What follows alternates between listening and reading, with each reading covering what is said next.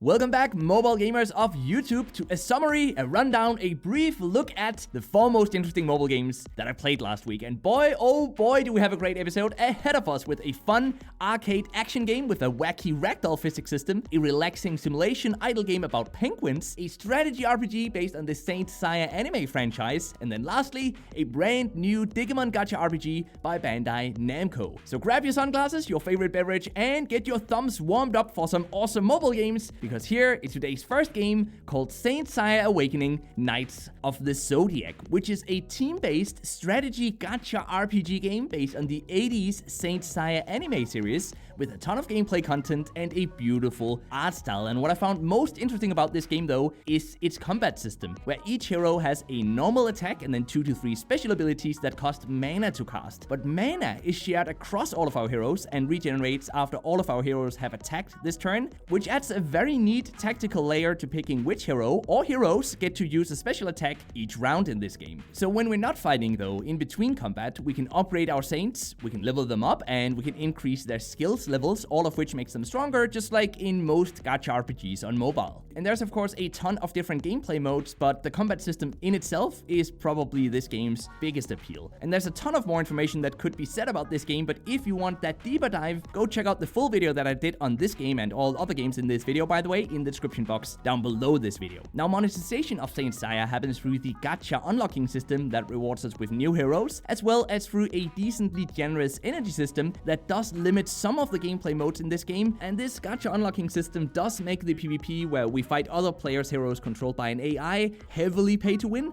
but the single player content can still be enjoyed as a free player though. The game requires online access, it takes up 1.92 GB of space, it's out on Android and on iOS already, and for a gacha RPG, this is definitely among the better ones to release recently, so you should definitely check it out if you're into these types of games. This next game though is something completely different. It's called Penguin Isle, and it's a relaxing, offline playable idle game about building a peaceful habitat for our growing penguin colony. So the way this game works is that we automatically earn the currencies needed to upgrade our island and produce more penguins over time, which in turn then increases the speed at which new currencies are produced. The progression is relatively slow in this game, and you quickly get to the point where you have to either just wait, it is an idle game after all, watch an advertisement for some free currency, or just buy some through in-app purchases, which is how this game monetizes. Now, in comparison to a game like Ulala Idle Adventure, there really isn't a whole lot to do in Penguin Isle, and in many ways, because of that, Penguin Isle is more of a traditional idle game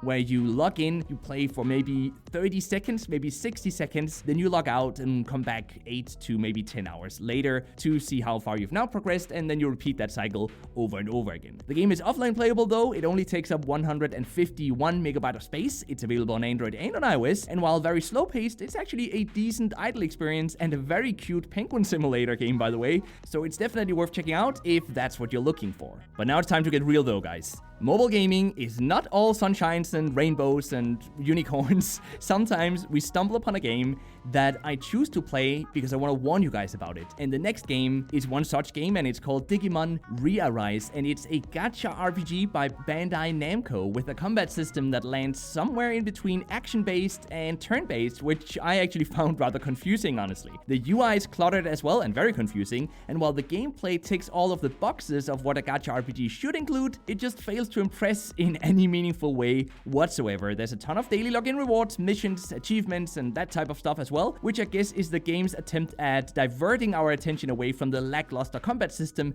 and just overall really stale gameplay experience. And then lastly, monetization of this game happens through a very aggressive energy system, as well as in-app purchases to unlock more Digimon immediately through the gacha system. The game requires online access, it takes up 682 megabytes of space, it's out on Android and on iOS, and frankly, I'm starting to lose faith in Bandai Namco here. The developers of Digimon ReArise don't know how to make mobile games, at least not make fair mobile games that are great for, free-to-play players, because this game is simply not worth playing for any of you. So you've been warned, Nimble Nation, stay clear of this one, you will just be wasting your time if you download it. But let's get back to the good games though, because today's last game, on the other hand, is an entirely different story, fortunately, because Gun Guys is a fun, arcade-ish action game that mixes the gameplay of Mr. Bullet with the funky wacky art style and ragdoll physics of a legendary game. So here's how it works then. Our character gets placed at a stationary position in each platform designed level, and our goal then is to take out all opponents using as few bullets as possible. And oftentimes we have to avoid civilians as well and utilize the fact that bullets bounce off of walls, and that can get really crazy by the way, but we have to use that to complete the levels with 3 stars. There are only 2 types of characters and weapons in this game, and we do not get to pick which character to use for each level. Although I do expect that more of these characters and more weapons will be added in the future hopefully, and that will spice up the puzzle gameplay element of this game. This somewhat lack of characters and the short 1 to 2 hours of total gameplay in this game